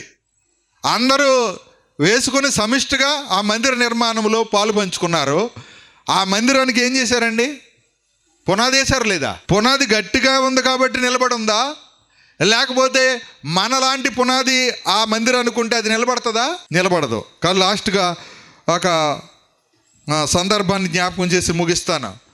కొలసీలకు రాసిన పత్రిక 2వ అధ్యాయము, కొలసీలకు రాసిన పత్రిక 2వ అధ్యాయము 6-7 వచనాలు చూడండి. కావున మీరు ప్రభు అయిన క్రీస్తు యేసును అంగీకరించిన విధముగా ఆయన యందు వేరుపారిన వారై ఇంటి వలె కట్టబడుచు మీరు నేర్చుకునిన ప్రకారముగా విశ్వాసమందు స్థిరపరచబడుచు కృతజ్ఞతాస్తుతులు చెల్లించుడి యందు విస్తరించుచు ఆయన యందుండి నడుచుకునుడి. ఆలయ ప్రతిష్ఠిత ఉద్యోగ సభలని పెట్టారు కదా. 4వ సంవత్సరం మీ ఆలయం కట్టి దీన్ని పరిచర్య కొరకు ప్రతిష్ఠించి, అయితే మీరు ఎందులో స్థిరపరచబడ్డారు? ఎందులో వేరుపారారు? మరి ఎందులో విస్తరించారు? యేసు ప్రభులో ఉండి నడుచుకుంటున్నారా? ఈ 4 ఏళ్ల కంటే ముందరే కదా సంఘం. ఇది మందిరాన్ని మీరు నూతనంగా నిర్మించుకున్నారు. ఆ నిర్మాణంలో మీరు అందరూ కష్టము, మీరు దేవుడు మీకు ఇచ్చినటువంటి ఈవుల్లో నుంచి ఎన్నో రకాలుగా మీరు ఇచ్చి నిర్మాణాన్ని చేపట్టారు. అందులో చూడండి, అంగీకరించని విధముగా ఆయన యందు వేరుపారి. అంటే వేర్లు అంటే ఏంటండి? ఒక చెట్టు నిలబడాలంటే వేర్లు బలంగా ఉండాలి. ఈ నిర్మాణం ఒక బిల్డింగ్ నిలబడాలంటే ఏం చేయాలి? పునాది గట్టిగా ఉండాలి. ఆ పునాది ఎవరు? క్రీస్తే పునాది. 1 కొరింథీ 3వ అధ్యాయము 11వ వచనం. ఆ పునాది క్రీస్తే. వేయబడిన తప్ప మరి ఒక పునాది ఎవడును వేయనేరడు. ఆ పునాది యేసుక్రీస్తే. ఇప్పుడు క్రీస్తు సంఘానికి, క్రైస్తవ సార్వత్రిక సంఘానికి పునాది ఎవరు? క్రీస్తు. మొదటిది పునాది అంగీకరించిన విధముగా వేరుపారాలి. ఏంటండి? అంగీకరించిన విధముగా వేరుపారాలి అంటే ఏంటి? సువార్త విన్నారు, మీరు అంగీకరించిన విధముగా వేరుపారాలి.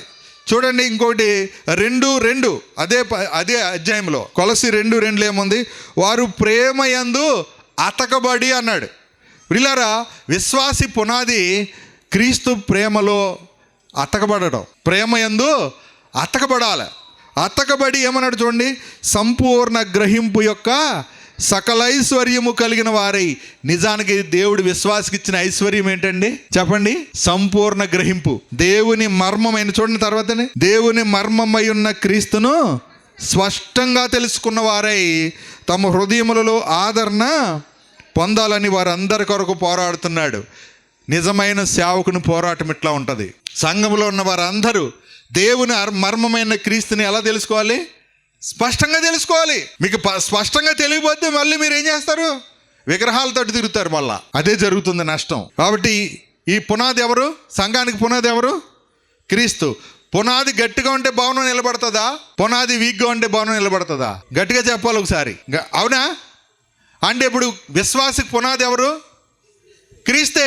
నా వ్యక్తిగత జీవితానికి పునాది క్రీస్తే, స్థానిక సంఘానికి పునాది క్రీస్తే, సార్వత్రిక ప్రపంచ క్రైస్తవ సంఘానికి పునాది క్రీస్తే. పునాది క్రీస్తే, శిరస్సు కూడా క్రీస్తే. మొదలు, తర్వాత చివర అన్నీ కూడా ఎవరు? క్రీస్తే. ఈ సంఘాన్ని కట్టేది ఎవరు? క్రీస్తే. తుని అంగీకరించిన విధముగా వేరుపారిన వారై ఇంటి వలె కట్టబడుచు. ఎలా కట్టబడతారు? ఇల్లు ఎలా కడతారండి? ఇల్లు ఎలా కడతారు? హెబ్రీ 3:3. మీరు ఇల్లు కట్టినప్పుడు ఈ వాక్యం చదువుతూ ఉంటారు. గృహప్రవేశంలో చదువుతూ ఉంటారు. ప్రతి ఇల్లును ఎవడైనా ఒకటి చేత కట్టబడుతుంది, కానీ సమస్తాన్ని కట్టింది మాత్రం దేవుడే. సమస్తానికి పునాది ఆధారము క్రీస్తే. మొదటిది. 5 విషయాలు గుర్తు చేసి నేను ముగిస్తాను. ఈ వచనంలో 5 విషయాలు ఉన్నాయి. 5 విషయాలు ఉన్నాయి.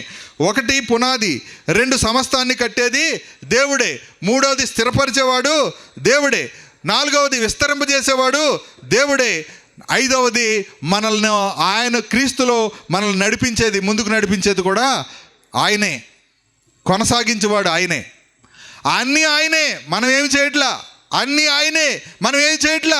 మనం చేసేది ఒకటే, ఆయన మాట మనం వినాలి, ఆయన మాట విశ్వసించాలి. ఆ విశ్వసన ప్రకారంగా కొనసాగటమే తండ్రి చిత్తం. పరలోకమందున్న తండ్రి చిత్తం. నా మాట విని పరలోకమందున్న తండ్రి యందు విశ్వాసం ఉంచువాడు ఏం పొందుతాడు? మరణములోని జీవంలోనికి దాడతాడు, నశింపక నిత్య జీవం పొందుతాడు అని ప్రభు ఎంతో స్పష్టంగా చెప్తున్నాడు. ఈరోజు మనం ఏ క్రియలు చేసి పరలోకానికి వెళ్ళడం ఆతుంచండి, ఏ క్రియలు చేసి కూడా మనం దేవుని ఎదుట నిలబడలేం. సమస్తము కట్టినటువంటి వాడు, స్థిరపరిచేవాడు. ఈ మధ్య పాట ఒకటి బాగా వైరల్ అయింది కదా, ఏం పాట అది? స్థిరపరచువాడవు, ఘనపరచువాడవు, బలపరచువాడవు, హెచ్చించువాడవు నీవే. ఏదైనా నువ్వు చేయగలవు, నీకు అసాధ్యమైంది ఏదీ లేదని. నిజంగా ప్రతి వ్యక్తి జీవితంలో అది జీవిత అనుభవం అవ్వాలి. ప్రతి సంఘములోనూ ప్రతి విశ్వాసకుని అనుభవం అయితే ఉండాలి. ఆయన ఏదైనా చేయగలడు, ఆయనకు అసాధ్యమైంది ఏది లేదు. ఆయన మన జీవితంలో సర్వాధికారిగా ఉండాలి, ఆయన మన జీవితంలో సర్వశక్తిమంతుడుగా ఉండాలి. మన మనసుని, మన ఆలోచనలు చెప్పి మనం బ్రతకూడదు, మన ఇష్ట ప్రకారంగా మనం కొనసాగకూడదు. మనము దేవుని ఇష్టమే నెరవేర్చడమే మనకి దీవెనకరం, మనకి ఆశీర్వాదకరం, మనకి క్షేమకరం. మన అభివృద్ధికి ఆయన మాటే మనల్ని అభివృద్ధి పరిచేది, స్థిరపరిచేది, బలపరిచేది, హెచ్చించేది ఎవరు? ఆయనే. కాబట్టి ఏ మనుషుడు కూడా నమ్మదగిన వాడు కాదు. బైబిల్ ఎంత బాగా చెప్తుందంటే, ఏ మనిషిని నమ్మద్దు, మనుషులకు దాసులు కావద్దు. అసలు భక్తి అంటే ఏంటంటే, మనిషిని నమ్మితే మోసపోతావు, కానీ మనిషిని ప్రేమించు. సహోదరుణ్ణి ప్రేమ అంటే నిజానికి 2 మాటల్లో క్రైస్తవ్యాన్ని మనం చెప్పాల్సి వస్తే బైబిల్ని, దేవుని పట్ల విశ్వాసం, మనుషుల ఎడల, పరిశుద్ధుల ఎడల ప్రేమ, ఈ 2 అంతే. ఇది అర్థం కానంతసేపు మీరు జీవించమట్టుకు జీవిస్తున్నారు, పేరుంటుంది, కానీ మృతులుగా ఉంటారు. లోకానికి మీరు మృతులుగా కనబడతారు. సజీవుడైనటువంటి దేవుని కలిగినటువంటి మీరు మృతులుగా కనబడతారు. విస్తరణ ఉండదు, అభివృద్ధి ఉండదు మీ లైఫ్లో. చూడండి, 2 మనం ఏంటంటే సమస్తమును కట్టువాడు దేవుడే. 3వది చూస్తున్నాం, కొలస్సీ 2:5 అంటున్నాడు చూడండి, ఆత్మ విషయంలో మీతో కూడా ఉండి మీ యోగ్యమైన ప్రవర్తనను క్రీస్తునందలి స్థిర విశ్వాసాన్ని చూసి ఆనందిస్తున్నాను. అంటే వీళ్ళకి ఏముంది? కొలస్సీలో స్థిర విశ్వాసం ఉంది. ఏంటండి? స్థిర విశ్వాసం ఉంది. మీకు అర్థం కావాలంటే కొరింథీ సంఘం యొక్క విశ్వాసం చూడండి. కొరింథీ సంఘాన్ని కూడా ఆయన ఏం చేస్తాడు? అంతము వరకు స్థిరపరుస్తాడు. 1 కొరింథీ 1:8 ఒకసారి చదవండి. యేసుక్రీస్తు దినమందు మీరు నిరపరాధులై ఉండినట్లు అంతము వరకు ఆయన మిమ్మల్ని స్థిరపరుస్తుంది. అంటే ఎవరినైనా అంతం వరకు స్థిరపరిచేది ఎవరు? అమ్మా, అంతం వరకు నమ్మకం ఉన్నవాడు రక్షించబడతాడా? మధ్యలో తప్పుడడుగులు వేసేవాడు రక్షించబడతాడా? మధ్యలో భక్తిని విడిచిపెట్టేసి లోకంలోకి వెళ్ళిపోయిన వాడు పరిస్థితి ఏంటి? ఈరోజు అందరికీ అదే డౌట్. కొంతమంది ఏం చెప్తున్నారు అంటే, నువ్వు ఎలా బ్రతికినా పర్లేదు, నువ్వు యేసు ప్రభువుని విశ్వసించి బాప్తీసం పొందావు కాబట్టి పరలోకం వెళ్ళిపోతావు అంటున్నారు. కొంతమంది ఏమంటున్నారంటే, నువ్వు బాప్తీసం పొందాక ఏ చిన్న పొరపాటు చేసినా నరకానికి వెళ్ళిపోతావు అంటున్నారు. ఏమండి? బతుకున్నంతసేపు ఆడిలాగా, ఈమెలాగా, అదిలాగా, ఇదిలాగా అని చెప్పుకుంటారు.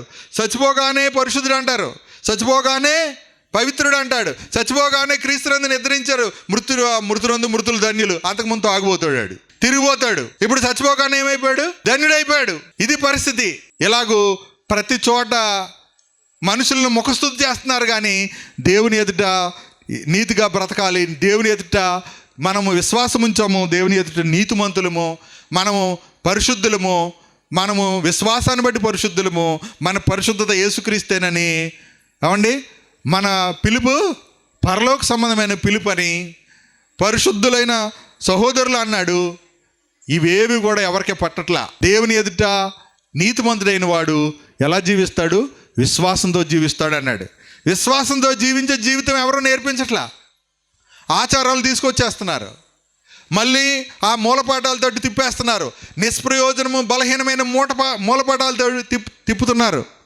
దేవుని ఆలయమైన, దేవుని ఆత్మకు ఆలయమైన ఈ దేహం, పరిశుద్ధపరచబడిన ఈ దేహం ఏమండి దొంగల నిలయంగా, మళ్ళీ ఇందులో పాపానికి నిలయంగా చేస్తున్నారు. పాపం విషయమై చచ్చిపోయిన వాడు మరలా అందులో ఎలా జీవిస్తాడని ప్రశ్నిస్తూ ఉంటే పౌలు మరలా పాపానికి అవకాశం ఇస్తున్నారు. ఎందుకు జరుగుతుంది? ఎందుకు ఉంది? విశ్వాస మూలంగా కాకుండా మరలా క్రియల మూలంగా వెంటాడుతూ అండి యేసు వైపు చూడవలసిన వాడు మనుషుల వైపు చూస్తున్నాడు. కాబట్టి మనుషులను నమ్మకూడదు, మనుషులు విశ్వసించకూడదు, మనుషుని ప్రేమించు. అందుకనే ఎవరు నిజంగా దేవుణ్ణి ప్రేమించేవారంటే, దేవుని సహోదరుని ప్రేమించేవాడే, కనిపించే సహోదరుని ప్రేమించేవాడే దేవుణ్ణి ప్రేమించేవాడు. సహోదరుని ద్వేషిస్తూ దేవుణ్ణి ప్రేమిస్తున్నానని చెప్పేవాడు ఎవరు? అబద్ధికుడు. అంటే ఎక్కువ మంది అబద్ధికులే కనబడుతున్నారు. ఇలాంటి వాళ్ళు కూడా మనకు పాస్టర్లు అయిపోయారు, ఇలాంటి వాళ్ళు మనకు పెద్దలు అయిపోయారు, ఇలాంటి వాళ్ళు మనకి ఏమండి మన ఇంట్లో కూడా ఇలాంటి వాళ్ళు ఉన్నారు, విశ్వాసులు. అంటే విశ్వాసంలో స్థిరత్వం లేదు, కట్టబడే స్థితి లేదు. ఏమండి అంతవరకు స్థిరపరిచేది ఎవరు? యేసుక్రీస్తు రాకడ వరకు మనల్ని సిద్ధపరిచేది ఎవరు?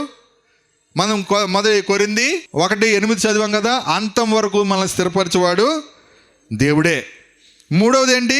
కృతజ్ఞతాస్తుతులు చెల్లించుటి యందు విస్తరించాలి. ఎక్కడ ఏంటండి?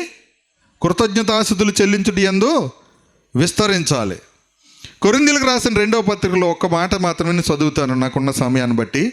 చూడండి, కొరింథీయులకు రాసిన 2వ పత్రిక 9వ అధ్యాయము 8వ వచనం చూడండి. మరియు అన్నిటి యందు ఎల్లప్పుడూ మీలో మీరు సర్వసమృద్ధి గలవారై, దానివల్ల నేను వచ్చిన దానికి ఫలితము ఏమండి మీరు చూడాలి, నేను కూడా పొందాలి ప్రభు దగ్గర జీతం. అందుకని మీకు చెబుతూ ఉన్నాను. చూడండి, అన్నిటి యందు ఎల్లప్పుడూ అన్నాడు. అన్నిటిలోనే సమృద్ధి కావలద్దా? అన్నిటిలోనూ ఎల్లప్పుడూ మీలో మీరు సర్వసమృద్ధ.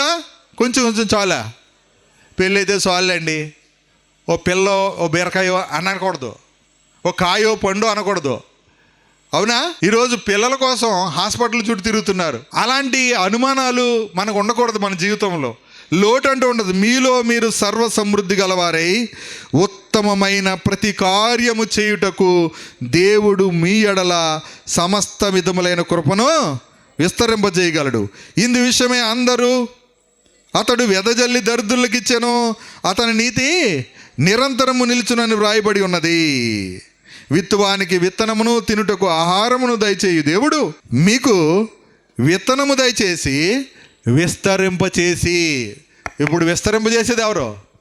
విత్తనం ఇచ్చేది ఎవరు? విత్తనం ఇచ్చేది ఎవరు? దేవుడు. విస్తరింపజేసేది ఎవరు? దేవుడు. పాస్టర్ గారు ప్రార్థన చేయండి, పాస్టర్ గారు ప్రార్థన చేయండి, పాస్టర్ గారు ప్రార్థన చేయండి. వీళ్ళు మాత్రం చేయరు ప్రార్థన. వీళ్ళు దేవుడిని అడగరు, కానీ దేవుడిని మాత్రం కోరుకుంటారు, అన్ని ఇవ్వాలని కోరుకుంటారు. దేవుడిని అడగనందున అంటే వీళ్ళు అంటాడు యాకోబు, యుద్ధం చేస్తారు, పోరాటం చేస్తారు, పొట్లాడతారు, కానీ దేవుడిని అడగరంట. అందుకని ఏమీ దొరకదండి, ఏమీ పొందరు. వారు ఇంట్లో దెబ్బలాడుకుంటారు భార్య భర్తలు, దేవుడిని మాత్రం ప్రార్థన చేయరు కాదండి. ఇంట్లో తండ్రి కొడుకు దెబ్బలాడుకుంటారు, తల్లి కూతురు దెబ్బలాడుకుంటారు, అత్తా కొడలు దెబ్బలాడుకుంటారు, ఎవరో ప్రార్థన చేయరు. చర్చిలోకి మాత్రం వచ్చేస్తారు. ఈవిడేమో అలా వచ్చేస్తుంది, ఈయన ఇలా వచ్చేస్తారు. ఇద్దరికి సమాధానం ఉండదు. ఎందుకండి? వీళ్ళు దేవుడిని సంఘాన్ని అవమానపరచడానికి తప్ప. చెప్పండి, ప్రార్థన చేయవలసిన అత్తా కోడళ్ళు ఏమనుకుంటున్నారు? కొట్లాడుకుంటున్నారు. యాకోబు 4:1-4 వచ్చిన చదువుకోండి, నేను వీలు పడదు. ఇప్పుడు కొట్లాడుతున్నారు, యుద్ధం చేస్తున్నారు. ఏమండి? దేవుని అడగరు, కాబట్టి ఏమీ పొందుకోరు. ఎందుకు పొందుకోలేకపోతున్నావు చెప్పండి ఒకసారి. ఇంట్లో గొడవ పెట్టుకొని వచ్చి మందిరంలో ప్రార్థన చేస్తే అంటాడా దేవుడు? చెప్పండి. దేవుని విశ్వసించిన అత్త కోడల్ని కూతురు కంటే ఎక్కువ ప్రేమించాలి. దేవుని విశ్వసించిన కోడలు తల్లి కంటే విస్తారంగా ప్రేమించాలి.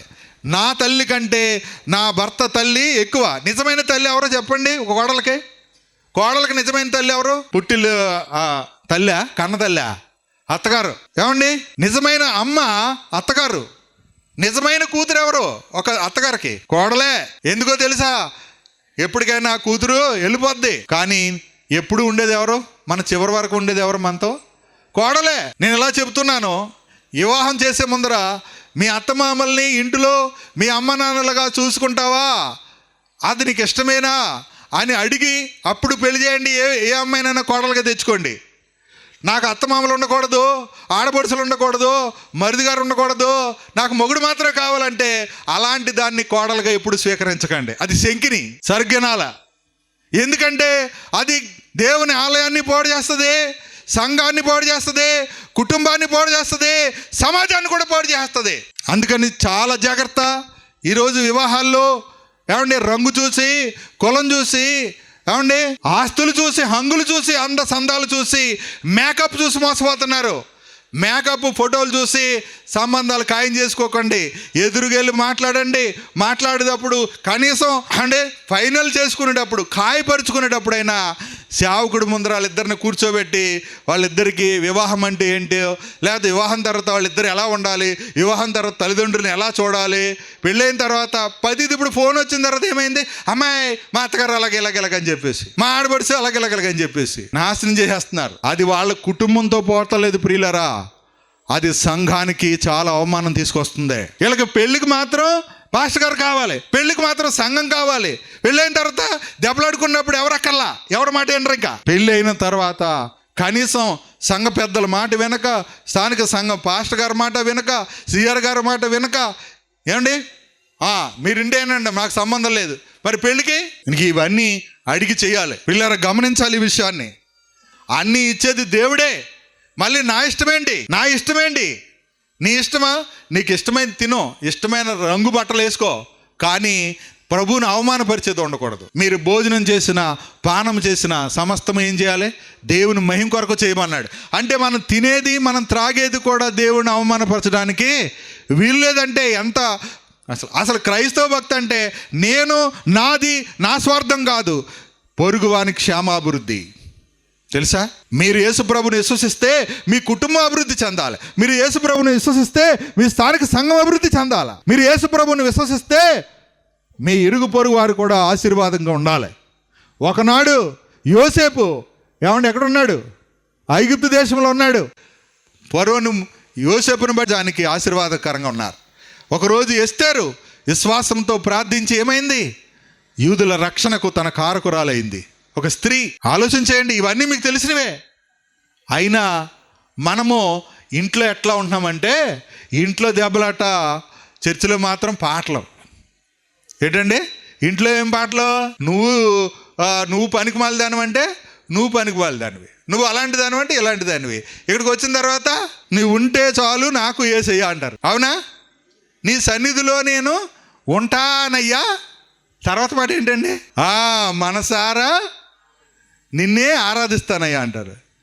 నేను ఈ మనసారా ఆరాధించడం అంటే నీ కుటుంబ సభ్యుల్ని హృదయపూర్వకంగా నిష్కపటమైన ప్రేమతో ప్రేమించు. అప్పుడు అదే మనసారా ఆరాధించే ఆరాధన. మైకులో పాట పాదమ్మ మనసారా ఆరాధించటం అంటే పాట కాదు తల్లి. అయ్యా సహోదరులారా, భార్యను బాధ పెట్టి ఇక్కడ మనసారా ఆరాధిస్తానని, నిన్నే కొలుస్తానని, నువ్వు వింటే చాలని పాట పాడితే అది ఆరాధన కాదు, అది అవమానం. అది ప్రభువుని అవమానపరచడం. అందుకని మనం పాడే పాట, మనం త్రాగే నీరు, మనం తినే ఆహారం, మన ప్రవర్తన అంతా కూడా దేవునికి మహిమకరంగా ఉండినప్పుడు మాత్రమే అంటున్నాడు. మీరు ప్రతి విషయంలోనూ 10వ వచనం, ప్రతి విషయంలో పూర్ణావతార్య భాగ్యములు గలవారగునట్లు మీ నీతి ఫలములు వృద్ధి పొందిస్తాడు. వృద్ధి పొందించేది ఎవరండి? దేవుడే.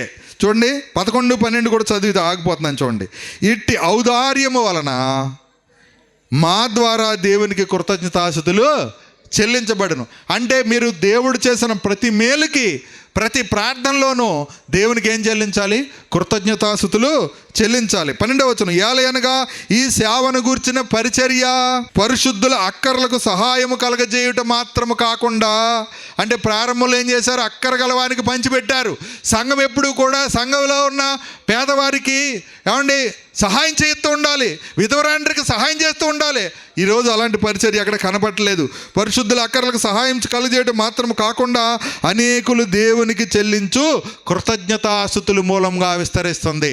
నిజమైన ఆరాధన ఏంటో తెలుసండి, ప్రతి విషయంలోనూ కృతజ్ఞతాస్తుతులు చెల్లించాలి. కృతజ్ఞతాపూర్వకంగా మీ విన్నపాలు తెలియచేయండి. గలతీ 4:4-6 వచనాల్లో చూస్తాం, ఏ విషయంలో చింతపడకండి, కానీ ప్రతి విషయంలోనూ ప్రార్థన విజ్ఞాపనం చేత కృతజ్ఞతాపూర్వకంగా మీ విన్నపాలు తెలియచేయండి. అప్పుడు దేవుని సమాధానము మీ హృదయములకు మీ తలంపులకు కూడా కావలి ఉంటుంది అన్నాడు. అలాంటప్పుడు ఇంట్లో గొడవలు ఉండవు. ప్రతిదీ దేవునికి కృతజ్ఞతాపూర్వకంగా, నాయన ఈ భర్తనిచ్చావు నీకు స్తోత్రాలు, ఈ భార్యనిచ్చావు నీకు స్తోత్రాలు, ఈ బిడ్డలనిచ్చావు నీకు స్తోత్రాలు, మంచి అత్తగారినిచ్చావు నీకు స్తోత్రాలు, మంచి కోడలు ఇచ్చావు నీకు స్తోత్రాలు. ప్రభువా, మమ్మల్ని అందరినీ నువ్వు ప్రేమిస్తున్నావు, నీకు స్తోత్రాలు. మమ్మల్ని ప్రేమించి యేసు ప్రభువునే మా కొరకు ఇచ్చావు, నీకు స్తోత్రాలు. ఎప్పుడైనా చెప్పారా మీరు ఈ మాట? ఎప్పుడు ఏ బాధ వచ్చినా కష్టం వచ్చినా ఒక మాట చెప్పండి ప్రియులారా. దేవుని సేవకుడిగా మీకు అందరికీ సలహా ఇస్తున్నాను. ప్రభువా, నీవు నన్ను ప్రేమిస్తున్నావు కదా, ఈ బాధ నుంచి, ఈ చింత నుంచి, ఈ సమస్య నుంచి నీవే విడిపిస్తావు. నాకు విజయం నా విశ్వాసం అని చెప్పావు, నాకు విజయం మీరు నన్ను ప్రేమించడం అని చెప్పావు. నువ్వు నన్ను ప్రేమిస్తున్నావు కదా, నా భార్యతో సమాధానం కావాలి. నువ్వు నన్ను ప్రేమిస్తున్నావు కదా, అత్తతో సమాధానం కావాలి. నువ్వు నన్ను ప్రేమిస్తున్నావు కదా, నా కోడలతో నాకు సమాధానం కావాలి, నా సహోదరులతో సమాధానం కావాలి. నీకు స్తోత్రం అని చెప్పండి. కృతజ్ఞతాస్తుతులు చెల్లించండి. అంటే సంఘము విస్తరించడానికి మూలం ఏంటి? ప్రార్థనలే కాదు, ప్రార్థనలో ఏముండాలి? కృతజ్ఞతాస్తుతుల మూలంగా విస్తరిస్తుంది. సహాయం చేతి విస్తరించదు. అంటే బట్టలు పంచి పెడుతానో, భోజనాలు పెడుతానో సంఘం విస్తరించదు. ఏం చేయాలి? ప్రతి విషయంలో, ప్రతి మేలు విషయంలో, ప్రతి కార్యం విషయంలో సంఘం మనము స్తోత్రాలు చెల్లించాలి, కృతజ్ఞతాస్తుతులు చెల్లించాలి. ఫైనల్గా చెప్తున్నాడు, ఆయన యందుండి నడుచుకోవాలి. ఏంటండి? ఆయన యందుండి నడుచుకోవాలి. లాస్ట్గా మొదటిది మన పునాది ఎవరు? క్రీస్తు. రెండవది ఏంటి? సమస్తము కట్టినవాడు దేవుడే. మూడవది ఏంటి? స్థిరపరిచేవాడు, అంతవరకు స్థిరపరిచేవాడు ఆయనే. నాలుగవది ఏంటి? సమస్త విధములైన కృపను విస్తరింపజేసేది ఆయనే. తినుటకు ఆహారం ఇచ్చేది ఆయనే. తర్వాత ఏమన్నాడు? ప్రతి సత్కార్యం చేయడానికి మనల్ని స్థిరపరిచేది ఆయనే, బలపరిచేది ఆయనే, హెచ్చించేవాడు ఆయనే, విస్తరింపజేసేది ఆయనే, అభివృద్ధి చేసేది ఆయనే. ప్రియులారా, ఫైనల్గా చెప్తున్నాడు, తెస్సలోనికైలకు రాసిన పత్రిక, మొదటి పత్రిక 3వ అధ్యాయము 12-13 వచనాలతో నేను ముగిస్తున్నాను. చూడండి ఈ సందేశం. మరియు మన ప్రభు అయిన యేసు తన పరిశుద్ధులందరితో వచ్చినప్పుడు మన తండ్రి అయిన దేవుని ఎదుట మీ హృదయములను పరిశుద్ధత విషయమై అనింద్యమైనవిగా ఆయన స్థిరపరచుటికై. చూడండి, ఇది గమనించాలి. మేము మీ ఎడల ఎలాగూ ప్రేమలో అభివృద్ధి పొంది వర్ధిల్లుచున్నామో అలాగే మీరును, చూడండి, అనింద్యమైనవిగా ఆయన స్థిరపరచాలి. మీ హృదయాల్ని నిందమోపే విధంగా ఉండకూడదు. ఆయన మిమ్మల్ని స్థిరపరచండి.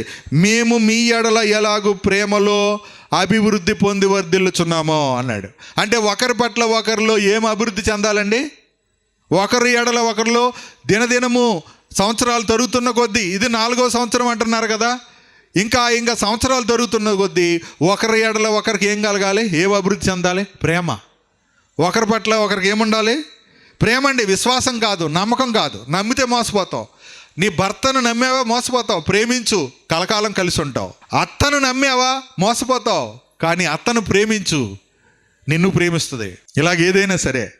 చూడండి, ఎలాగూ మేము మీ ఎడల ప్రేమలో అభివృద్ధి పొంది వర్ధిల్లుచున్నామో అలాగే మీరును ఒకని ఎడల ఒకడు, తర్వాత మనుషులందరి ఎడలను ప్రేమలో వృద్ధి పొంది, ప్రేమలో అభివృద్ధి పొంది వర్ధిల్లినట్లు ప్రభువు దయచేయునుగాక. ఆమేన్. అర్థమైంది మీకు?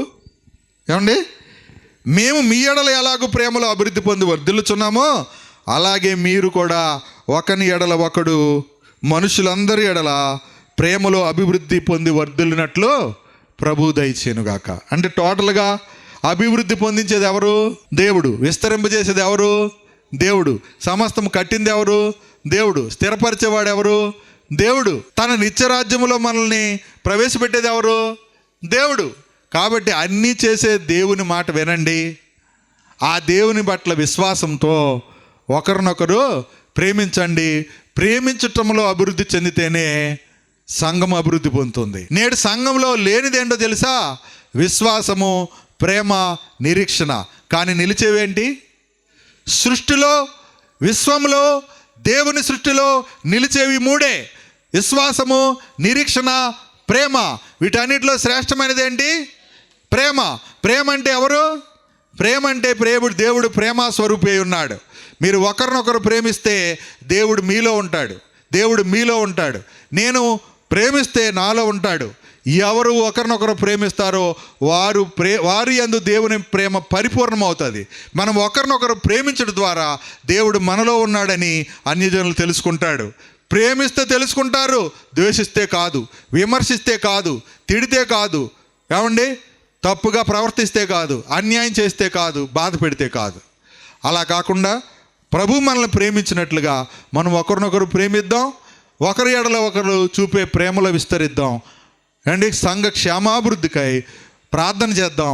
కృతజ్ఞతాస్తుతులు చెల్లిస్తూ మనం ముందు కొనసాగుదాం. అట్టి ప్రేమ, అట్టి కృప ఈ వర్తమానం విన్న వారందరికీ ప్రభు దయచేయునుగాక. ఆమేన్. పరమ తండ్రి, మీ గణనామాన్ని బట్టి స్తుతులు చెల్లించుకుంటూ ప్రకటించబడిన మాటలు వారి హృదయాల్లో ఫలింపు చేయమని, నాయన, నాటి సంఘము విస్తరించిన సందర్భాలు వారు విశ్వాసంలోను, ప్రేమలోను, నిరీక్షణలోను స్థిరంగా నిలిచారు. నాయన, అక్కరగల వారికి పంచిపెట్టారు. ఒకరి పట్ల ఒకరికి ప్రేమ చూపారు. నాయన, మీ ఎడల విశ్వాసంతో జీవించారు. ఈరోజు నాయన, వ్యక్తుల మోసంలో పడి ప్రేమ లేని స్థితిలో, విశ్వాసము లేని స్థితిలో, నాయన, నిరీక్షణ లేనటువంటి వారుగా మారిపోతూ, ఒకరినొకరు ద్వేషిస్తూ, ఒకరినొకరు బాధ పెడుతూ, ఒకరినొకరు మోసగిస్తున్న తరుణంలో నాయన, ఈ రాత్రి మీరు అనుగ్రహించిన సందేశాన్ని బట్టి స్తోత్రాలు. నాయన, సమస్తానికి మీరే పునాదిగా, మొదటివాడిగా, కడపడివాడిగా, నాయన, పునాదిగాను శిరస్సుగాను మీరు ఉన్నందులకై స్తోత్రాలు. సమస్తమును కట్టిన వాడువు, సమస్తమును నాయన స్థిరపరిచిన వారువు, నాయన, మరి విస్తరింప చేసేది మీరేనని జ్ఞాపకం చేశారు. మీకు స్తోత్రాలు చెల్లిస్తున్నాం నాయన. మరి అంతవరకు మమ్మల్ని స్థిరపరుస్తూ ఒకరినొకరు ప్రేమించడంలో కూడా అభివృద్ధి పరిచి, నాయన, ఈ ప్రాంతంలో, ఈ సాగుపాడు నాయన గ్రామానికి, పట్టణానికి, నాయన, మరి చుట్టుపక్కల గ్రామాలన్నిటికీ ఈ సంఘాన్ని ఆశీర్వాదకరంగా, దీవెనకరంగా చేయమని, ఇక్కడ ఉన్నటువంటి స్థానిక నాయన మరి సేవకులను, పాస్టర్ గారిని, సంఘ పెద్దలను, సిఆర్ గారిని, నాయన, మరి స్త్రీలను, పురుషులను, యవ్వన బిడ్డలను, చిన్న బిడ్డలను, సంఘ బిడ్డలందరినీ నాయన ఆశీర్వదించమని, అలాగే నాయన, మరి ఆర్కెస్ట్రా వారిని, అలాగే సౌండ్ సిస్టమ్ వారిని, ఈ సాగుపాడు గ్రామంలో ఉన్నటువంటి అధికారులని, పెద్దల్ని, గ్రామ ప్రజలందరినీ పేరు పేరున జ్ఞాపకం చేసుకోమని, ఈ సంఘం ద్వారా జరగబోయే ఈ 3 రోజుల పరిచర్యను ఈ గ్రామం అంతటికీ ఆశీర్వాదకరంగా చేయమని, స్థానిక సంఘ క్షేమాభివృద్ధికై సహాయం చేయమని యేసుక్రీస్తు వారి ఘనమైన నామం బట్టి స్తుతించి, ప్రార్థించి, అడిగి వేడుకుంటున్నాము తండ్రి. ఆమేన్. అందరికీ వందనాలండి.